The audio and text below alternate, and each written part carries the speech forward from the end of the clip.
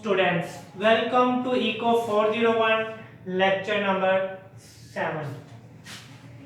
In elastic demand, elasticity less than 1. In elastic demand, lecture number 6 में आपको याद होगा हमने पढ़ा था इन इलास्टिक डिमांड का क्या मतलब होता है कि जिसके अंदर लचक ना हो, यानी कि प्राइसेस बहुत ज्यादा बढ़े लेकिन डिमांड के अंदर बहुत ज्यादा फर्क ना पड़े, उसे कहते हैं इन इलास्टिक डिमांड। यानी कि अगर पहले हमने पिछले एग्जांपल में देखा था रेट अगर फॉर एग्जांपल 100 से 40 आ गया, प्राइस कम हो गई है, लेकिन क्वांटिटी क्या थी 90 से 100 से 10 का फर्क पड़ा था।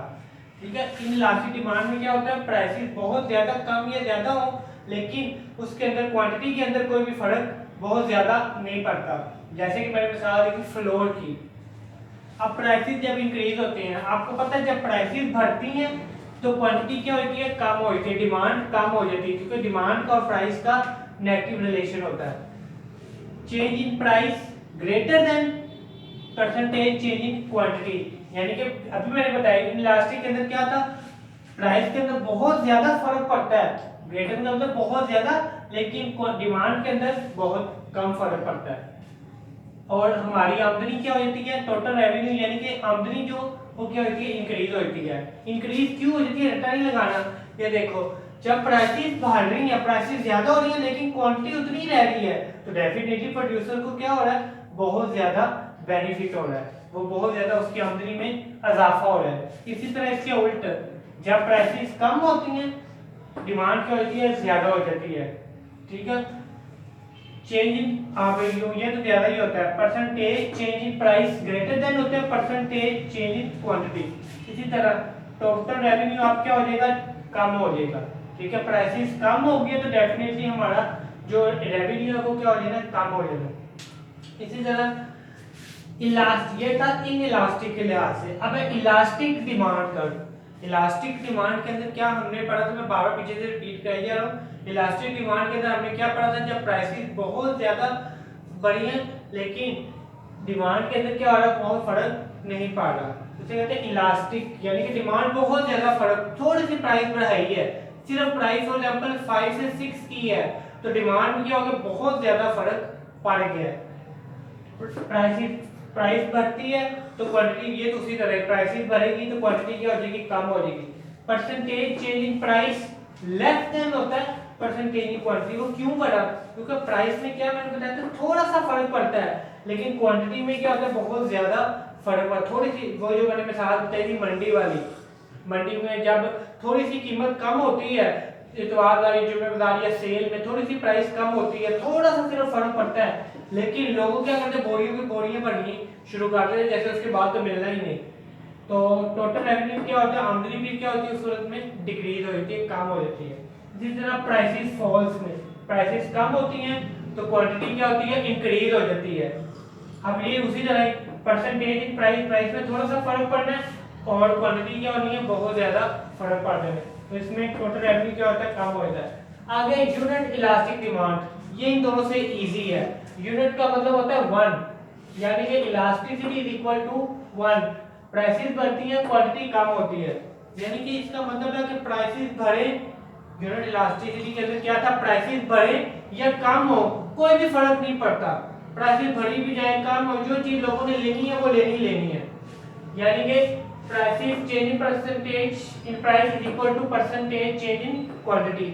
और टोटल रेवेन्यू क्या होता है सेम ही रहता है, नीचे भी यही है, टोटल रेवेन्यू क्या रहता है सेम, ये दोनों सेम, ये दोनों के अंदर कोई यूनिट के अंदर कोई भी फर्क नहीं पड़ता। अब ये देख लो फॉर एग्जांपल जब प्राइस 2.5 थी, प्राइसेस यहाँ हम क्या कर रहे हैं बढ़ा रहे हैं डबल रेट से, 2.5 का डबल 5, फिर 10, 10 का डबल 20, 20 का डबल 40, प्राइसेस बढ़ाई जा रहे हैं। तो आपको पता है जब प्राइसेस बढ़ रही हैं तो क्वांटिटी क्या होना है कम होना है उसी मकदार से।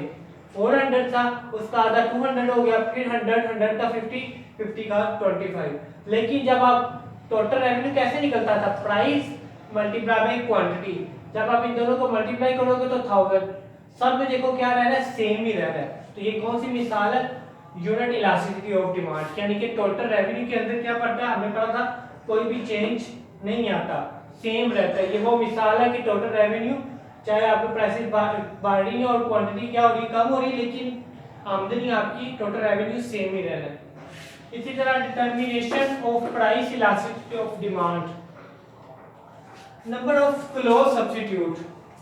नंबर ऑफ क्लोज सब्स्टिट्यूट का मतलब होता है कि फॉर एग्जांपल मंडी की मिसाल ले लो कि अगर एक मंडी है उसके अंदर अगर बहुत ज्यादा दुकानें होंगी ना तो प्राइस के बढ़ाने से क्या करेगा, कोई फर्क नहीं पड़ेगा। मतलब more elastic demand respond to change price, यानी कि बहुत ज्यादा प्राइस में फर्क पड़ा लेकिन डिमांड के अंदर फर्क नहीं पड़ेगा।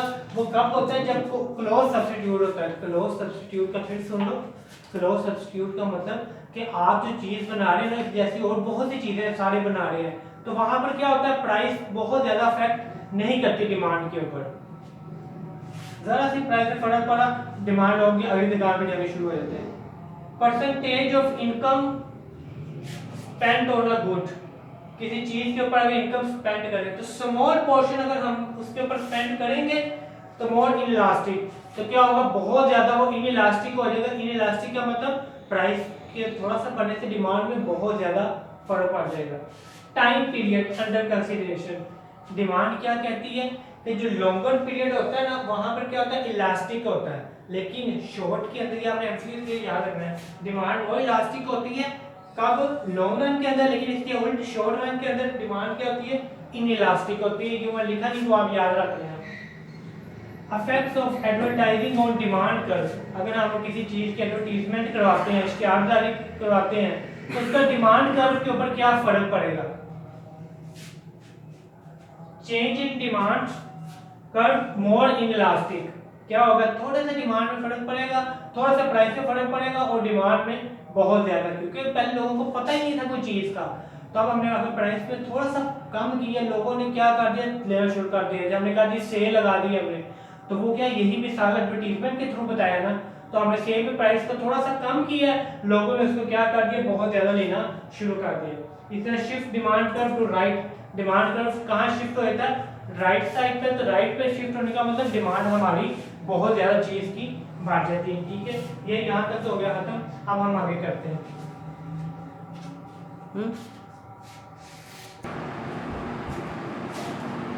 प्राइस इलास्टिसिटी ऑफ सप्लाई, इसका पहले डिमांड ये कर्व देख लो कि इन इलास्टिक के अंदर क्या होता है, ये बिल्कुल सीधा होता है, बहुत कम फर्क पड़ा होता है, लेकिन इलास्टिक के अंदर क्या होता है, बहुत ज्यादा फर्क, और यूनिटरी बिल्कुल सेम, यूनिटरी का अंदर बिल्कुल वैसे का वैसे रहता है, कोई फर्क नहीं पड़ता। अब ये चीज ना हमने एमसीक्यू के लिए याद रखनी है कि जब हमने calculating elasticity between 2 points, 2 point से हमें इलास्टिसिटी फाइंड करनी हो सेम कर्व की, तो कौन सा मेथड अडॉप्ट करते हैं, इलास्टिसिटी मेथड। लेकिन अगर फॉर सर्टेन पॉइंट्स कोई खास पॉइंट फाइंड करना हो तो उसके लिए कौन सा मेथड यूज करते हैं, point elasticity method. Determinants of price elasticity of supply, ये देखो कि जब भी कॉस्ट बढ़ती है तो सप्लाई क्या कर रहे थे, प्रोड्यूसर कम कर रहे थे। वो क्यों करा, फॉर एग्जांपल अगर एक चीज को बनाने में पैसे बहुत ज्यादा लग रहे हैं तो फिर क्या करेंगे, वो चीज को कम से कम सप्लाई करेंगे क्योंकि उनको प्रॉफिट कम हो रहा है, कॉस्ट लागत ज्यादा लग रही है। तो इसी तरह अगर लागत कॉस्ट कम लग रही है तो वो सप्लाई क्या करेंगे, ज्यादा कर देंगे क्योंकि उनको प्रॉफिट ज्यादा था। कॉस्ट अगर कम लगेगी एक चेयर को बनाने, फॉर एग्जांपल एक चेयर को बनाने में 300 रुपया लग रहा है और बेच में 600 कर रहा हूँ, तो मैं क्या करूंगा, ज्यादा बेचूंगा। लेकिन अगर वही चेयर है, कॉस्ट कितनी लग रही है, 500 रुपया, तब मैं उसको सप्लाई क्या कर दूंगा, कम कर दूंगा, क्योंकि मुझे सिर्फ अब 100 पीस प्रॉफिट हो रहा है तो दूसरे खर्चे भी बीच में करने हैं, तो फिर मैं सप्लाई क्या कर दूंगा, उसकी कॉस्ट बढ़ाने की जरूरत में सप्लाई कम कर दूंगा। प्राइसेस में बी इंक्रीज और डिक्रीज इन शॉर्ट और लॉन्ग रन, यानी कि सप्लाई के अंदर, सप्लाई कर्व वाले के अंदर प्राइसेस शॉर्ट और लॉन्ग रन के अंदर क्या होती है, कम भी हो सकती है, ज्यादा।